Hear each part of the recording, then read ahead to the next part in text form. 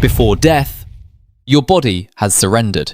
Death, contrary to what many of us imagine, is not usually a sudden moment. The body often begins the process of shutting down hours beforehand. At this stage, the body tries to conserve its remaining energy only for the most vital organs, the brain, heart, and lungs. As a result, blood circulation to the hands and feet decreases, and the skin may appear cold, pale, or blotchy. At the same time, appetite decreases, thirst lessens, and the body gradually loses its ability to process food and fluids normally. The kidneys also begin to function less effectively. Urine output decreases, and the balance of fluids and chemicals in the body gradually becomes disrupted. But one of the most important changes happens in the brain, where reduced oxygen and blood flow gradually impair consciousness. The person may become sleepier, respond less, feel confused, or drift in and out of consciousness. Medicine can explain this decline in function, but it cannot say with certainty exactly what each patient is experiencing internally. After the brain, breathing also loses its normal rhythm. Breaths may become shallow, slow, or irregular. Sometimes a few deep breaths are seen, then a pause of several seconds, and then a few scattered breaths return again. In some people, a snoring-like sound can be heard. This usually comes more from reduced control of the airway muscles, not necessarily from choking.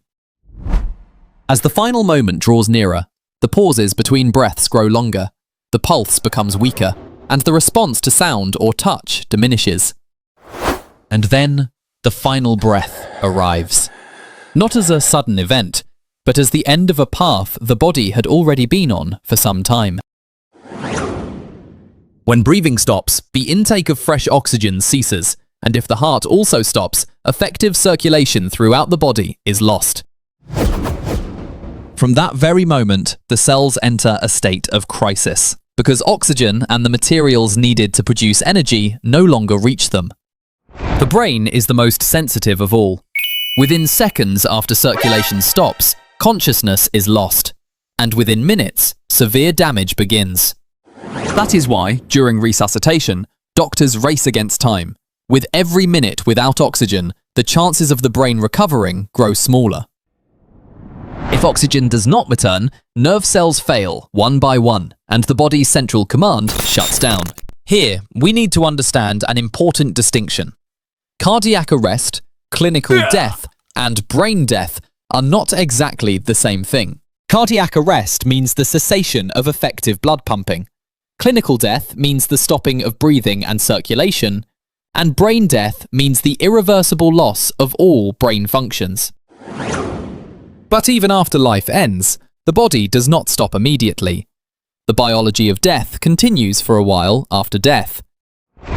In the first minutes, the muscles relax, the jaw drops, and the body takes on a limp and slack state.